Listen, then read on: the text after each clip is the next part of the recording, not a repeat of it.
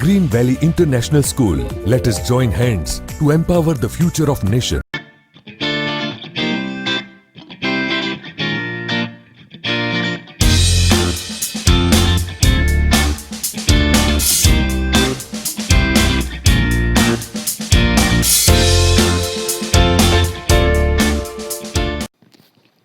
Good morning to all students, how are you. सुप्रभात, नमस्कार, नमस्ते। मुझे आशा है कि आप सब लोग सुरक्षित होंगे। मेरा नाम त्रिवेदी उर्वशी है। ग्रीन वैली इंटरनेशनल स्कूल में आपका स्वागत है। आज हम कक्षा 8 विषय हिंदी द्वितीय सत्र की दूसरी इकाई की ओर हम आगे बढ़ेंगे। तो सबसे पहले हम ईश्वर को प्रार्थना करेंगे, यानी कि ईश्वर को याद करके हम उससे शक्ति मांगेंगे कि वो हमें अपनी याद रखने की शक्ति दे, याद शक्ति हमारी बढ़ाए, हमारी बुद्धि का विकास करे। तो आओ विद्यार्थी मित्रों, हम सबसे पहले गायत्री मंत्र का उच्चारण करेंगे 3 बार। ओम भूर्भुवः स्वः तत्सवितुर्वरेण्यं भर्गो देवस्य धीमहि धियो यो नः प्रचोदयात्। ओम भूर्भुवः स्वः तत्सवितुर्वरेण्यं भर्गो देवस्य धीमहि धियो यो नः प्रचोदयात्। ओम भूर्भुवः स्वः तत्सवितुर्वरेण्यं भर्गो देवस्य धीमहि धियो यो नः प्रचोदयात्। ओम शांति शांति शांति। तो आओ विद्यार्थी मित्रों, आज हमने ईश्वर को भी याद कर लिया। अब हम आगे बढ़ेंगे अपनी पढ़ाई की ओर। तो हम हमेशा की तरह सबसे पहले आज पढ़ाई करने से पहले हम क्या सुनेंगे? हाँ, कहानी। आज हम एक नई कहानी आज फिर से सुनेंगे। तो कहानी का शीर्षक है पत्थर हटाने का इनाम। तो यहाँ पर हरिपुर नामक एक छोटा सा गांव था। गांव के बाहर एक रास्ता था। रास्ते के बीच में एक बड़ा सा पत्थर पड़ा हुआ था। रास्ते से कई लोग गुजरते थे। उनमें से कई लोगों को उस पत्थर की ठोकर भी लगी। ठोकर लगने से कई नीचे गिरे और कईयों को चोट भी आई। यहाँ पर हरिपुर नामक एक छोटा सा गांव था। गांव के बाहर एक रास्ता जा रहा था और रास्ते के बीच में एक बड़ा सा पत्थर पड़ा हुआ था। रास्ते से कई लोग गुजरते थे, पर उस पत्थर की ठोकर सबको लगती थी, कई लोगों को लगती थी। ठोकर लगने से कई लोग नीचे गिर पड़े थे और कई लोगों को चोट भी आई थी। पर उनमें से किसी ने भी पत्थर रास्ते से उठाकर एक तरफ नहीं रखा। गांव के ये आलसी लोग पत्थर रखने वाले को बुरा भला कहकर आगे बढ़ जाते थे। सभी को चोट लगती थी, पर किसी ने यह नहीं सोचा कि लाओ हम आज यह पत्थर एक तरफ रख दे, उठाकर एक तरफ रख दे। कोई भी उस पत्थर को एक तरफ उठाकर रखता नहीं था। गांव के सभी लोग आलसी लोग थे। वह पत्थर रखने वाले को बुरा भला कहकर आगे चले जाते थे। एक दिन उस रास्ते से एक गरीब किसान गुजरा। उसको भी पत्थर की ठोकर लगने ही वाली थी, परंतु वह बच गया। एक दिन एक किसान वहाँ से गुजर रहा है, गरीब किसान है। उसको उस पत्थर की ठोकर लगने वाली थी, परंतु वह बच जाता है। उसने सोचा कि रोज न जाने कितने लोगों को इसकी ठोकर लगती होगी, इसे रास्ते से हटा देना चाहिए। फिर उसने जोर लगाकर पत्थर हटाया और रास्ते के किनारे रख दिया। पत्थर के नीचे एक छोटा सा गड्ढा था। उसमें एक थैली रखी हुई थी। किसान ने वह थैली उठा ली। उसमें एक चिट्ठी और कुछ रुपए थे। चिट्ठी में लिखा था पत्थर हटाने का इनाम। यहाँ पर वह गरीब किसान है, वह सोचता है कि उसने सोचा कि न जाने कितने लोगों को इस पत्थर की ठोकर लगती होगी। तो उसने सोचा कि इसे मैं रास्ते से हटा देता हूँ और एक तरफ रख देता हूँ। और उसने जोर लगाकर उस पत्थर को उठाया और रास्ते के एक तरफ रख दिया। फिर उसने पत्थर उठाया तो उसने देखा कि पत्थर के नीचे एक बड़ा सा गड्ढा था। उसमें एक थैली रखी हुई थी और थैली में एक चिट्ठी और कुछ रुपए रखे हुए थे। चिट्ठी में लिखा हुआ था कि पत्थर हटाने का इनाम। जब गांव के लोगों को इस बात का पता चला तो उन्हें अपने आलस्य का खूब पछतावा हुआ और शर्म भी आई। यहाँ पर हमें सीख मिलती है विद्यार्थी मित्रों कि परिश्रम और परोपकार का फल ही अच्छा होता है। यहाँ पर हमें सीख मिलती है कि परिश्रम और परोपकार करने का फल हमें अच्छा ही सदा मिलता है। इसीलिए हमें हमेशा परिश्रम करना चाहिए और दूसरों की मदद करनी चाहिए। इससे हमें अच्छा फल मिलता है। तो आओ विद्यार्थी मित्रों, आज हम आगे बढ़ेंगे अपनी दूसरी इकाई की ओर। दूसरी इकाई का नाम है कच्छ की सैर। उसका शीर्षक है कच्छ की सैर। उसके लेखक है हरेश ढोलकिया। तो आओ हम उसके बारे में थोड़ा परिचय लेते हैं। कच्छ निवासी हरेश ढोलकिया अध्यापक थे, यानी कि हमारी ही तरह एक शिक्षक थे।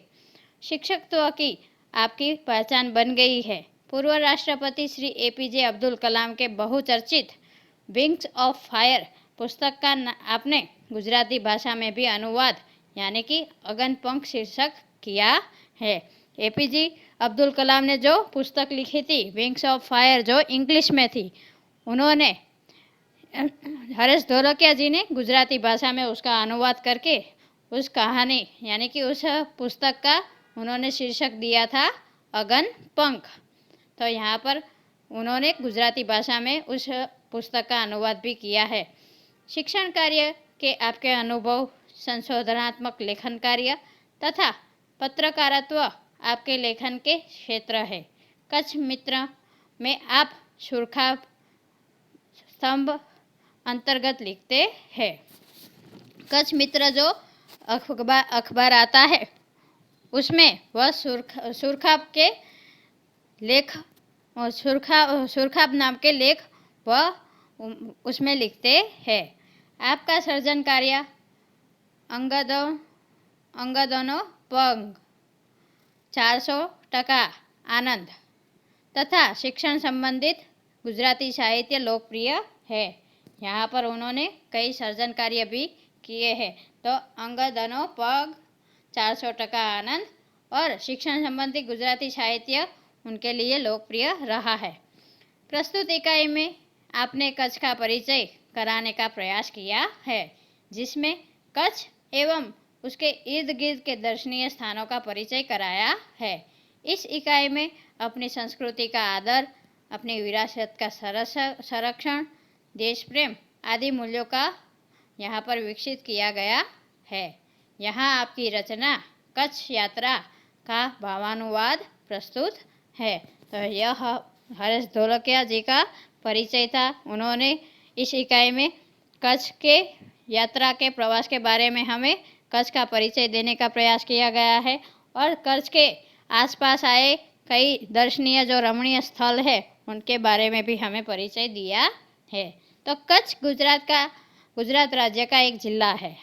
भारत की प्राचीन मोहेंजोदड़ो संस्कृति के अवशेष यहाँ पाए जाते हैं। यहाँ के ऐतिहासिक, सांस्कृतिक तथा धार्मिक स्थानों का महत्व आज भी कायम है। भुज कच्छ का मुख्य नगर है, यानी कि मुख्य शहर है। इस पाठ में कच्छ प्रदेश के बारे में बहुत सी जानकारी बड़े रोचक ढंग से दी गई है। तो यहाँ पर आओ हम इस इकाई के शब्दार्थ पहले देख लेंगे। शब्दार्थ में हमें क्या बताया गया है। शब्दार्थ में पहला है अनूठा, तो उसका अर्थ आएगा अनोखा, विशिष्ट। रेगिस्तान का अर्थ है मरुभूमि। फिर जीर्णोद्धार का अर्थ है पुनर्निर्माण। मजार का अर्थ होता है दरगाह। गुरुद्वारा का अर्थ होता है सिखों का प्रार्थना स्थान। फिर भूचाल का अर्थ होता है भूकंप। यहाँ और भी शब्दार्थ है मेरे पास। दर्शनीय का अर्थ होता है देखने लायक। सौंदर्य का अर्थ होता है सुंदरता। फिर रमणीय का अर्थ होता है सुंदर। पौराणिक का अर्थ होता है पुराणों के समय का, यानी कि धार्मिक। वैविध्य का अर्थ होता है विविधता। रेगिस्तान का अर्थ होता है रेतीला प्रदेश, यानी कि मरुभूमि। प्रवेश द्वार, तो उसका अर्थ होता है अंदर जाने का मुख्य दरवाज़ा। अवशेष, तो यहाँ पर उसका अर्थ होता है बचे हुए टूटे फूटे हिस्से। आधुनिकता का अर्थ होता है नवीनता। औद्योगिक का अर्थ होता है उद्योगों से संबंधित। स्थायी का अर्थ होता है कायमी, यानी कि हमेशा के लिए रहने वाला। बंदरगाह का अर्थ होता है समुद्री जहाज़ों का ठहरने का स्थान। तटीय, तो उसका अर्थ होता है किनारे की। ग्राम्य का अर्थ होता है ग्रामीण और गांव के लोगों से संबंधित, उसे ग्राम्य कहते हैं।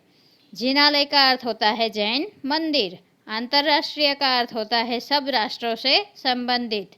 चरण रज का अर्थ होता है पाँवों की धूल। गुरुद्वारा का अर्थ होता है, हमने देखा कि सिखों का प्रार्थना स्थल।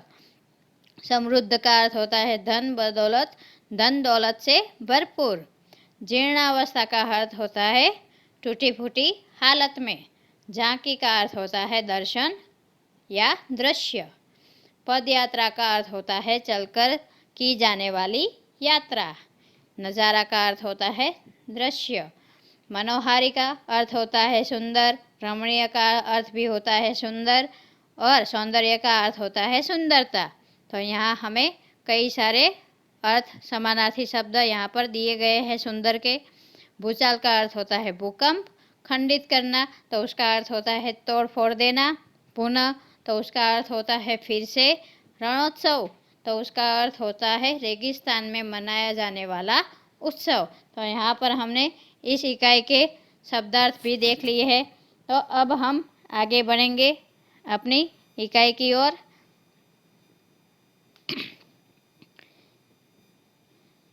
यहाँ पर आपको अपनी स्क्रीन पर दिखाई दे रहा होगा कि हमने गुजरात का जो मैप लिया है, यानी कि नक्शा लिया है, उसमें हमने कई सारे चित्र दिखाई दे रहे हैं आपको। आगे बढ़ेंगे हम अपनी इकाई की ओर। विशाल भारत में अनेक दर्शनीय प्रांत है, सबका अपना महत्व एवं सौंदर्य है। गुजरात उनमें से एक अनूठा राज्य है। गुजरात का एक विशिष्ट जिला है कच्छ। यहाँ हमें दिखाई दे रहा है कि विशाल भारत, यानी कि इस बड़े भारत में अनेक, यानी कि अधिक दर्शनीय प्रांत है, यानी कि दर्शनीय, तो दर्शन करने लायक और अच्छे सुंदर प्रांत, यानी कि शहर है, राज्य है। भारत में अनेक ऐसे दर्शनीय स्थल है, राज्य है कि जो हमें उसकी झांकी कराता है, उसके रमणीयता की, उसके सुंदरता की झांकी कराता है।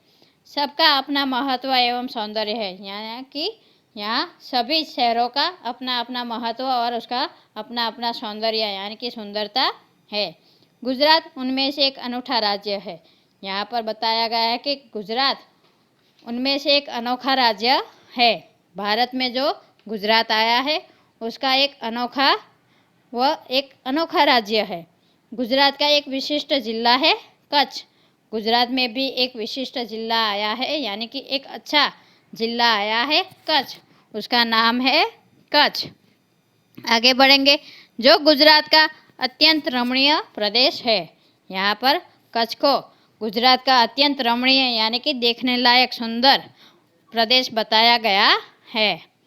यात्रियों के लिए कच्छ आकर्षण का केंद्र है। यहाँ पर यात्रीय, यानी कि देश विदेश से कई सारे लोग यात्रा करने के लिए कच्छ में आते हैं, और कच्छ जो है वह सभी लोगों का आकर्षण का केंद्र बना हुआ है। इसका पौराणिक महत्व भी कम नहीं है, यानी कि इसका पुराणों के समय का, यानी कि धार्मिक समय का, उसका एक अलग ही महत्व यहाँ पर कच्छ का बताया गया है। अनेक दर्शनीय स्थानों के वैविध्य के कारण इसे म्यूजियम, यानी कि संग्रहालय भी कह सकते हैं। कच्छ जो है उसमें अनेक दर्शनीय स्थान, यानी कि दर्शन करने लायक योग्य स्थान भी यहाँ पर अनेक विविध प्रकार के दर्शनीय स्थल यहाँ पर दिए गए हैं, बताए गए हैं। तो उसे हम म्यूजियम, यानी कि संग्रहालय भी कह सकते हैं। आगे बढ़ेंगे। कच्छ में प्रवेश करते ही हमें रेगिस्तान के दो भाग देखने को मिलते हैं, एक छोटा रेगिस्तान तो दूसरा बड़ा रेगिस्तान। इन दोनों में रेगिस्तान जैसा कोई लक्षण नहीं है। तो यहाँ पर हम देख सकते हैं कि कच्छ में अंदर प्रवेश करते ही, कच्छ में प्रवेश होते ही हमें रेगिस्तान के दो भाग दिखाई देते हैं। यहाँ पर ऐसा लेखक बता रहे हैं कि हम जैसे ही कच्छ में अंदर एंटर होते हैं, यानी कि प्रवेश द्वार में प्रवेशते हैं, तो वहाँ पर हमें दो रेगिस्तान यानी कि रेतीला प्रदेश हमें दिखाई देता है। दो रेतीले प्रदेश दिखाई देते हैं। एक छोटा रेगिस्तान है, यानी कि एक छोटा रेतीला प्रदेश है, यानी कि एक छोटा मरुभूमि है, तो दूसरा बड़ा मरुभूमि यानी कि रेतीला प्रदेश दिखाई दे रहा है। पर इन दोनों में से रेगिस्तान जैसा कोई भी लक्षण हमें दिखाई नहीं देता है, हमें रेत नज़र नहीं आती है, अतः यह अनूठा रेगिस्तान है। यहाँ पर रेगिस्तान तो कहा गया है, पर दोनों में रेगिस्तान जैसे कोई भी लक्षण नहीं दिखाई दे रहे, क्योंकि वहाँ पर रेत नहीं है। यहाँ पर एक अनोखा यानी कि एक अनोखा ही रेगिस्तान हमें देखने को मिलता है। अनोखा रेगिस्तान, वहाँ पर रेत नहीं है, इसलिए उसे रेगिस्तान नहीं कह सकते हैं। फिर आगे बढ़ेंगे। सामख्याली को हम कच्छ का प्रवेश द्वार कह सकते हैं। कच्छ की यात्रा यहीं से आरंभ होती है। यहाँ से उत्तर दिशा की ओर यात्रा का प्रारंभ होता है। तो यहाँ पर कच्छ में हम अंदर प्रवेशते ही सामख्याली जो आता है, वह उसे हम कच्छ का प्रवेश द्वार यानी कि उसका मुख्य दरवाज़ा हम सामख्याली को कह सकते हैं। सामख्याली जो है वह भी एक छोटा सा शहर है, तो उसको हम कच्छ का प्रवेश द्वार यानी कि कच्छ में अंदर जाने का मुख्य द्वार भी कह सकते हैं। यहीं से कच्छ की यात्रा का प्रारंभ होता है, यानी कि यहाँ से उत्तर दिशा में सामख्याली आया है, तो यहाँ से उत्तर दिशा में कच्छ की यात्रा का प्रारंभ होता है। आगे रापर से धोलावीरा पहुँचते ही हमारी प्राचीन संस्कृति मोहनजोदड़ो का स्मरण हो जाता है। यहाँ से बताया गया है कि रापर से हम आगे धोलावीरा तरफ बढ़ेंगे आगे, तो वहाँ जाकर हमें मोहनजोदड़ो जो हमारी प्राचीन संस्कृति हो गई है, हड़प्पा की जो प्राचीन संस्कृति है, मोहनजोदड़ो की जो प्राचीन संस्कृति है, उसका हमें स्मरण यानी कि उसका हमें याद, हमारी जो यादें हैं वो ताज़ा हो आती है, उसका हमें स्मरण हो आता है। हमें बिल्कुल ऐसा ही लगता है कि हम मोहनजोदड़ो की जो प्राचीन संस्कृति है उस समय में हम वापस आ गए हैं। यह स्थान 5000 वर्ष के अवशेषों का अंग है। इस प्राचीन नगरी के दर्शन से ही हम चकित हो जाते हैं।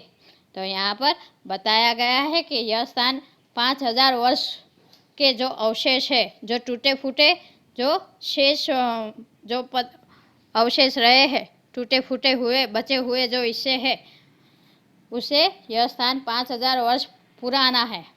5000 वर्ष के जो अवशेष यहाँ पर बचे टूटे फूटे जो हिस्से यहाँ पर है, यह हमारी प्राचीन नगरी जो पहले थी, प्राचीन संस्कृति की जो हमें दृष्टांत कराती थी, प्राचीन नगरी से हमें दर्शन पाकर उसे हम चकित हो जाते हैं। यानी कि मोहनजोदारो की जो संस्कृति थी, प्राचीन संस्कृति, उसे देखकर हमें प्राचीन नगरी का दर्शन हो आता है, और यह दर्शन करके हम आश्चर्यचकित यानी कि अचंभे में हम पड़ जाते हैं। आगे बढ़ेंगे। यहाँ पर सामख्याली के वहाँ से हम गांधीधाम औद्योगिक कारखानों का शहर है। यहाँ सिंधी प्रजा पाकिस्तान से आकर स्थायी हुई है। यहाँ पर हम देख सकते हैं, आपको स्क्रीन पर दिखाई दे रहा है कि आगे हम बढ़ेंगे धोलावीरा से आगे, तो वहाँ से हमें गांधीधाम औद्योगिक कारखानों का यह जो शहर है, औद्योगिक कारखाने वहाँ पर गांधीधाम में आपको देखने को मिल सकते हैं। तो औद्योगिक कारखानों के शहर में यहाँ पर जो सिंधी प्रजा है वो पाकिस्तान से आकर यहाँ पर स्थायी हो गई है, यहाँ पर हमेशा के लिए बस गई है। सिंधी प्रजा जो पाकिस्तान से आई है। गांधीधाम, आदिपुर तथा गोपालपुरी उद्योगों के कारण विकसित हुए हैं। गांधीधाम, आदिपुर और गोपालपुरी यहाँ पर उद्योगों के कारण विकसित होते हुए हमें दिखाई देते हैं। आगे बढ़ेंगे। सामख्याली से पश्चिम की यात्रा करते हुए भचाऊ नज़र आता है, जो बड़ा गांव है जैसे नगर। वहाँ से गांधीधाम औद्योगिक कारखानों का शहर है। यहाँ आगे बताते हैं कि पश्चिम सामख्याली से हम पश्चिम की ओर बढ़ेंगे तो हमें यात्रा करते करते हमें भचाऊ नज़र आता है, जो एक गांव है पर शहर जैसा बड़ा गांव हमें दिखाई देता है। यहाँ हमने देखा आगे के स्क्रीन पर हमने दिखाई दिया कि औद्योगिक शहर जो है गांधीधाम, आदिपुर और गोपालपुरी, वो हमें विकसित होते हुए दिखाई देते हैं।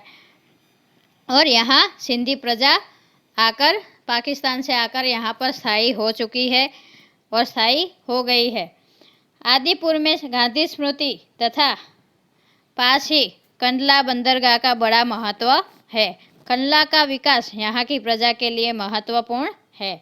आदिपुर में गांधी स्मृति की हमें झलक दिखाई देती है और पास ही उससे आदिपुर के पास कंडला बंदरगाह, कंडला का जो बंदरगाह समुद्री जहाज़ों का जो ठहरने का स्थान होता है उसे बंदरगाह कहते हैं। तो वहाँ से आदिपुर के पास कंडला आया हुआ है, जहाँ समुद्रों के जो जहाज़ होते हैं उसको ठहरने की जगह है। कंडला बंदरगाह उसे कहते हैं। यहाँ पर कंडला का विकास यहाँ की प्रजा के लिए बहुत ही महत्वपूर्ण रखता है। कंडला का विकास होगा तो प्रजा भी सुखी होगी और उसका विकास भी, प्रजाओं का विकास भी होगा। यहाँ पर ऐसा बताया गया है लेखक ने। आगे बढ़ेंगे। कंडला से दक्षिण की ओर भद्रेश्वर अति प्राचीन जैन यात्रा धाम है। यहाँ पर दिखाया गया है कि कंडला से दक्षिण की ओर हम आगे बढ़ेंगे, दक्षिण दिशा की ओर, तो हमें भद्रेश्वर जो है वह अति प्राचीन यानी कि जैन लोगों का यात्रा धाम है। भद्रेश्वर जैन लोगों का यात्रा धाम है। संगमरमर से बना 2500 वर्ष पुराना जिनालय भूकंप से खंडित हुआ। उसके पुनर्निर्माण का कार्य जोरों से यहाँ पर चल रहा है। 2500 वर्ष पुराना जो जिनालय है भद्रेश्वर का, वह 2500 वर्ष से पुराना था, तो उसका जीर्णोद्धार यानी कि पुनर्निर्माण उसका हो रहा है। उसे पुनः नए रूप से बनाया जा रहा है। जो खंडित हो गया था, जो पुरानी खंडावस्था में था, यानी कि उसकी तोड़फोड़ कर दी गई थी और उसे पुनर्निर्माण नया बनाया जा रहा है। इसे आधुनिकता का स्पर्श मिला है। इसे इस युग के आधुनिकता का उसे स्पर्श मिला है, यानी कि नवीनता उसमें लाई गई है। जिनालय जो 2500 वर्ष पुराना था, जो खंडित हो चुका था, उसका पुनर्निर्माण यहाँ पर शुरू कर दिया गया है और उसमें कुछ नवीनता से उसे वापस लाने का प्रयास किया जा रहा है। मुंद्रा शहर तहसील मुख्यालय भी है। मुंद्रा शहर एक तहसील मुख्यालय भी है, यानी कि मुंद्रा शहर में एक तालुका, तहसील यानी तालुका हम जो बोलते हैं ना गुजराती में, उसे मुंद्रा को तहसील भी कहा गया है और तहसील का मुख्यालय भी मुंद्रा में आया है। यहाँ अनेक उद्योगों के कारण विकास की दिशा खुली है।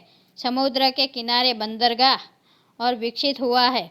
यहाँ कुछ प्राचीन इमारतें हैं। समुद्र के किनारे तटीय यात्रा करते हुए यहाँ पर बताया गया है कि मुंद्रा में अनेक उद्योगों विकसित हुए हैं, क्योंकि वह समुद्र के किनारे है, तटीय के किनारे आया हुआ शहर है मुंद्रा। इसीलिए समुद्र के किनारे बंदरगाह भी विकसित हुआ है, यानी कि समुद्र के किनारे आया हुआ शहर है, इसीलिए समुद्र के जहाज़ों का ठहरने की जगह भी यहाँ पर विकसित हुई है। यहाँ कुछ प्राचीन इमारतें भी दिखाई गई है। मुंद्रा में कई प्राचीन इमारतें भी आई है। समुद्र किनारे की तटीय यात्रा करते हुए यहाँ कुछ प्राचीन इमारतें हैं और यहाँ पर मांडवी अति सुंदर बंदरगाह है। आगे समुद्र के किनारे किनारे हम तटीय के किनारे हम आगे बढ़ेंगे यात्रा करते हुए, तो हमें मांडवी जो अति सुंदर बंदरगाह बनाया गया है, बड़ा वह प्राचीन नगर है। मांडवी जो है वह भी एक प्राचीन नगर है। हम मांडवी पहुँचे। मांडवी अति सुंदर बंदरगाह है। यह बड़ा प्राचीन नगर है। यह शहर राजा के महल, पवन चक्कियों तथा समुद्र तट के कारण अधिक दर्शनीय बना है। मांडवी शहर अति सुंदर और बहुत ही बड़ा यानी कि बहुत ही पुराना प्राचीन शहर है। यहाँ पर इस शहर में राजा के महल और पवन चक्कियाँ और समुद्र तट के कारण इसका नज़ारा, इसके जो दर्शनीय स्थल है वह अधिक सुंदर लगने लगते हैं, अधिक दर्शनीय बन जाता है मांडवी शहर, ऐसा यहाँ पर लेखक बता रहे हैं। यहाँ VRTI याम्य ग्राम्य संस्था है, बेहतर जिनालय है, पास ही बिदड़ा गांव में अंतर्राष्ट्रीय अस्पताल भी है। मांडवी से आगे चलते हुए ठुमरा, कोठारी, कोठीरा, सुधरी और जखो, यहाँ पर बताया गया है कि मांडवी में VRTI ग्राम्य संस्था भी है और अंतर्राष्ट्रीय अस्पताल भी यहाँ पर है। और उसके आसपास के जो गांव है, बिदड़ा में अंतर्राष्ट्रीय अस्पताल आई है और उसके आसपास के गांव जो बताए गए हैं यहाँ पर डुमरा, कोठीरा, सुधरी, जखो, यह भी एक महत्वपूर्ण गांव है। जैनों का प्राधान्य यहाँ नज़र आता है। यहाँ पर हम देख सकते हैं कि पहले के समय में यानी कि पुराने समय में, पौराणिक समय में यहाँ जैन लोगों का धर्म, जैन लोग यहाँ पर अधिक नज़र आते होंगे और जैनों का प्राधान्य यहाँ पर अधिक दिखाई दे रहा है। नलिया शहर तहसील का केंद्र है।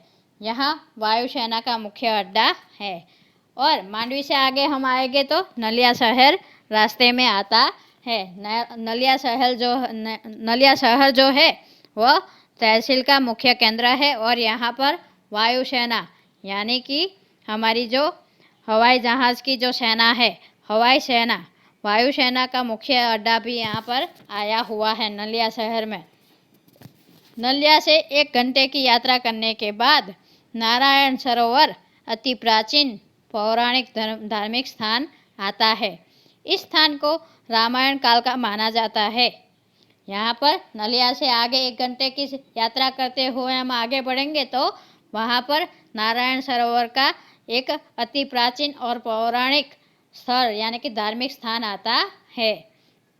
इस स्थान को रामायण काल का माना जाता है, यानी कि यहाँ पर राम भगवान पहले आए हुए थे, ऐसा रामायण काल से यह स्थान यहाँ पर है ऐसा माना जाता है। वहाँ कोटेश्वर धार्मिक स्थान आता है। वहाँ कोटेश्वर नामक दर्शनीय मंदिर है जहाँ से रावण गुजरा था। यह पूरे भारत का प्राचीन स्थान माना जाता है। वहाँ पर जो 1 घंटे नलिया शहर से 1 घंटे की यात्रा करने के बाद नारायण सरोवर जो आता है उसके पास वहाँ कोटेश्वर नामक एक महादेव जी का मंदिर है। वहाँ जो रावण पहले वहाँ से गुजरा हुआ था ऐसा बताया जा रहा है और वह भारत का सबसे पुराना यानी कि प्राचीन मंदिर बताया जा रहा है। सूर्योदय और सूर्यास्त दर्शन यहाँ का बड़ा आकर्षण है। वहाँ अंत आ जाता है कच्छ की जो बॉर्डर है, हमें पाकिस्तान की बॉर्डर भी वहाँ से हमें दिखाई देती है। कोटेश्वर जाने के बाद, कोटेश्वर के दर्शन करने के बाद महादेव जी के वहाँ पर हम जब सूर्योदय और सूर्यास्त का नज़ारा उठा रहे हैं, दर्शन करने जाते हैं, तो वहाँ से हमें आगे दूर दूर तक हमें दिखाई देता है पाकिस्तान की बॉर्डर, यानी कि पाकिस्तान की लाइट, पाकिस्तान के बॉर्डर की जो लाइटें हैं वह वहाँ से दिखाई देती है। यह नज़ारा हमें बेहद अत्यंत मशगूल यानी कि आकर्षण उसकी तरफ खींचता है कि हम ऐसा करें, क्यों ना हम यहाँ पर ही रुक जाए, ऐसा आकर्षण वहाँ पर होता है। ऐसा सुंदर नज़ारा वहाँ पर दिखता है कि बीच में समुद्र की लहरें दिखाई देती है। समुद्र इतना शांत और सुंदर दिखाई देता है और सूर्यास्त होता है, जो सूर्य की किरणें है वो पूरा सूर्य जो होता है शाम को संध्या के समय पूरा केसरी रंग का हो जाता है। तो वहाँ का जो नज़ारा है वो बहुत ही अद्भुत और आकर्षक लगता है। और वहाँ से शाम होते ही पाकिस्तान की बॉर्डर की जो लाइटें हैं वह भी हमें अच्छी तरीके से यानी कि धुंधली धुंधली हमें दिखाई देती है। आगे बढ़ेंगे। नारायण सरोवर से आगे ही यात्रा में लखपत आता है, जो अति प्राचीन स्थल है। गुरु नानक की चरण रज से पावन इस भूमि पर गुरुद्वारा है। इस समय का समृद्ध शहर है। नारायण सरोवर से आगे हम यात्रा करते हुए आगे जाते हैं तो वहाँ पर आगे लखपत आता है, जो लखपत में गुरु नानक जी वहाँ पर रुके थे। उनकी चरण रज यानी कि पाँवों की धूल वहाँ पर उस भूमि पर दिखाई देती है, और गुरु नानक की जो चरण रज है, जो पाँवों की धूल है, वहाँ उस गुरुद्वारे में, यानी कि गुरुद्वारा किसे कहते हैं तो सिखों का जो धार्मिक स्थल है, प्रार्थना का स्थल, उसे गुरुद्वारा कहते हैं। जैसे हम हिंदू लोग मंदिर में दर्शन करने के लिए जाते हैं, वैसे सिख लोग जो होते हैं वह अपने मंदिर में, हम जैसे मंदिर में भगवान से मिलने जाते हैं तो वो लोग अपने गुरुद्वारा में अपनी प्रार्थना करने के लिए जाते हैं। इसलिए गुरुद्वारा उसे प्रार्थना स्थल कहते हैं। सिखों का प्रार्थना स्थल उसे गुरुद्वारा कहते हैं। तो वहाँ पर गुरु नानक की चरण भूमि, चरण रज यानी कि पाँवों की धूल वहाँ पर रखी गई है गुरुद्वारा में। इस समय का समृद्ध शहर आज जीर्ण अवस्था में होते हुए भी दर्शनीय है। यानी कि इस समय का जो समृद्ध शहर है लखपत, वह आज जीर्णोद्धार यानी कि जीर्ण अवस्था में, टूटे फूटे अवस्था में हमें देखने को मिलता है। टूटी फूटी हालत में हमें देखने को मिलता है, फिर भी उसका दर्शनीय स्थल उसका जो दर्शन करने का जो स्थल है वह बहुत अति सुंदर लगता है, क्योंकि वह जीर्ण अवस्था में है, टूटा फूटा हुआ है, फिर भी हमें दर्शन करने के लिए अच्छा लगता है। यहाँ एक किला है, उसके बगल में पांद्रो खनिज संपत्ति के लिए प्रसिद्ध है। यहाँ पर लखपत में एक किला भी है, और उसके बगल में यानी कि उसके आसपास, उसके पास में एक पांद्रो जो खनिज संपत्ति के लिए प्रख्यात है, प्रसिद्ध है। वह पांद्रो वहाँ पर खनिज संपत्ति का स्थल वहाँ पर आया हुआ है। साथ ही विद्युत निर्माण का यह केंद्र है। लखपत के पास जो किला है वहाँ पर पांद्रो खनिज संपत्ति के लिए प्रसिद्ध है, और साथ में विद्युत उत्पन्न करने के लिए वह केंद्र बना हुआ है। वहाँ से विद्युत का उत्पन्न यानी कि विद्युत का निर्माण होता है। आगे बढ़ेंगे। लखपत से मध्य कच्छ की ओर बढ़ने पर हाजी पीर मुसलमानों के लिए श्रद्धा का केंद्र आता है। यहाँ पीर की मज़ार है। रेगिस्तान की झांकी यहाँ से होती है। यहाँ पर लखपत से हम जैसे ही आगे बढ़ते हैं, यात्रा करते करते मध्य में आते हैं, कच्छ के मध्य में, तो वहाँ पर हमें हाजी पीर यानी कि मुसलमानों का यात्रा धाम आता है। यह जो मुसलमानों का यात्रा धाम है वह श्रद्धा का केंद्र बना हुआ है। यहाँ पर पीर की मज़ार यानी कि पीर की दरगाह आई हुई है, और यहाँ से ही हमें रेगिस्तान का झांकी होती है, यानी कि रेगिस्तान रेतीला प्रदेश हमें यहाँ से दिखाई देता है। रास्ते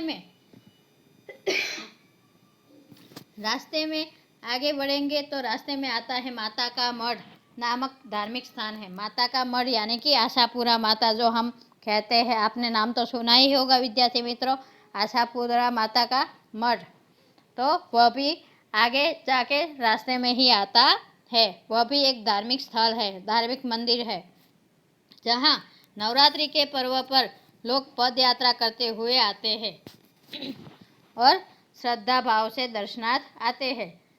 जहाँ पर नवरात्रि के समय में सारे पद यात्री यानी कि पद यात्रा पैदल यात्रा करते करते सब लोग पद यात्रा करते हुए चलकर जाने वाली यात्रा को पद यात्रा कहते हैं।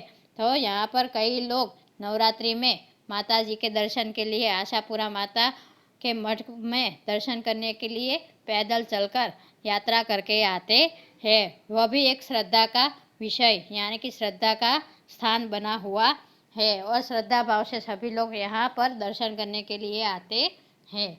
आगे नखत्राणा प्राकृतिक नज़ारों का केंद्र बना है।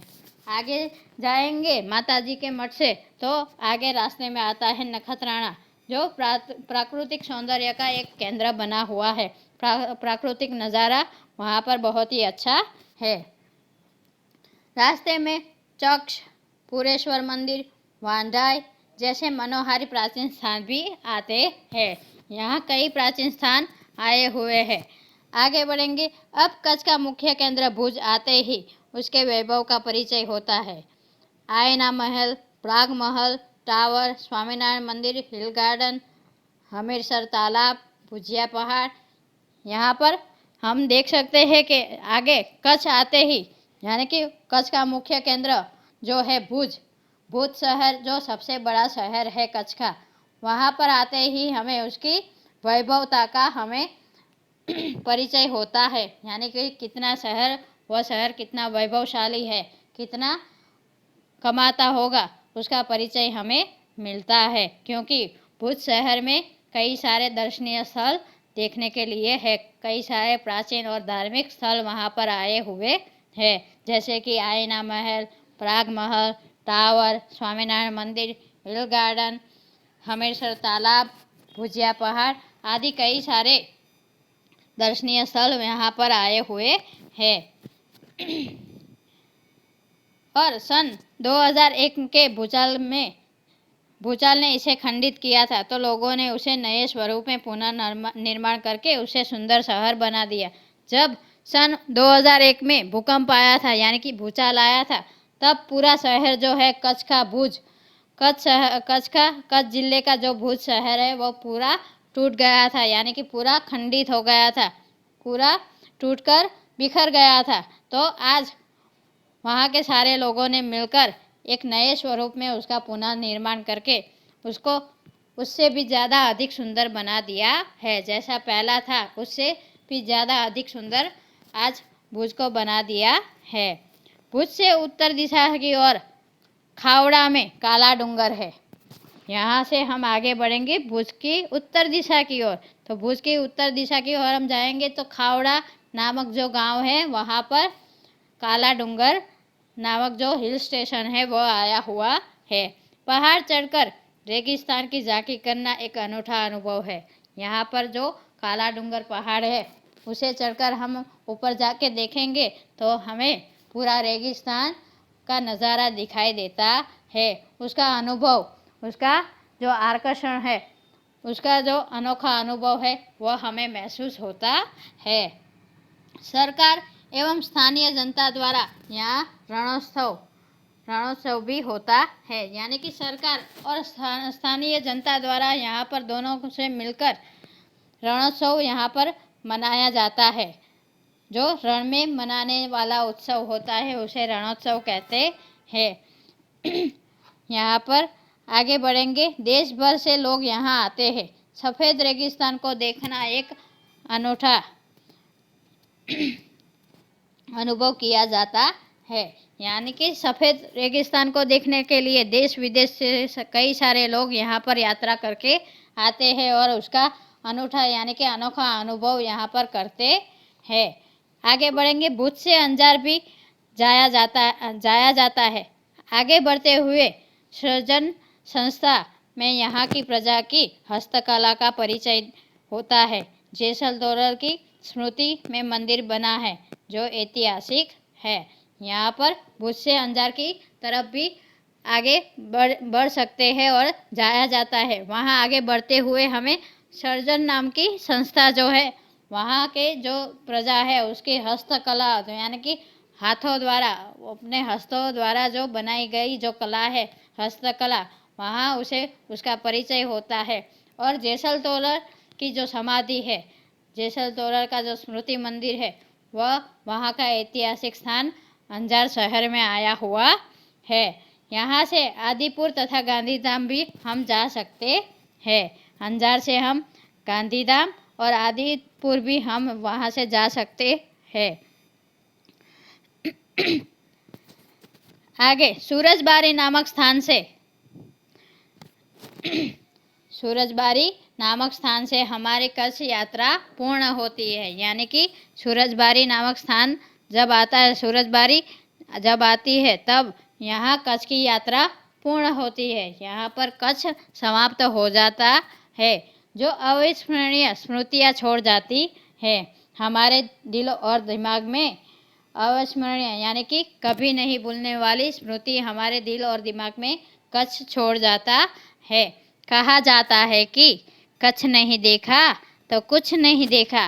कच्छ गुजरात का गौरव है और दुनिया भर के लोगों के लिए किसी भी मौसम में दर्शनीय एवं आकर्षण का केंद्र है। यहाँ पर आपने ऐड तो देखी ही होगी, अमिताभ बच्चन जो ऐड देता है गुजरात टूरिज्म की, उसमें कच्छ की झांकी यहाँ वहाँ पर कराई जाती है और वहाँ पर अमिताभ ऐड में कहता है कि कच्छ नहीं देखा तो कुछ नहीं देखा। तो यहाँ पर कच्छ एक गुजरात का गौरव है और दुनिया भर के कई सारे लोग कहीं भी किसी भी मौसम में चाहे आ जाए, वहाँ पर उनके कहीं भी किसी भी मौसम में आए तो वहाँ पर जो दर्शनीय स्थल है वह सभी के लिए आकर्षण का केंद्र हमेशा बना रहा है और बना रहेगा। तो यहाँ पर मैं इस इकाई का जो भावार्थ था, अनुवाद था, वो मैंने समझाया। हम अगले ही वीडियो में जल्द ही मिलेंगे इस इकाई के स्वाध्याय और अभ्यास के प्रश्नों के साथ। मुझे आशा है कि यह वीडियो भी आपको पसंद आया होगा। आप इस वीडियो को बार बार देखेंगे, समझेंगे तो आपको मालूम पड़ जाएगा कि कच्छ यात्रा करने के लायक है। तो यहाँ पर मैं अपना वीडियो समाप्त करती हूँ। जय हिंद, जय भारत, धन्यवाद, थैंक यू।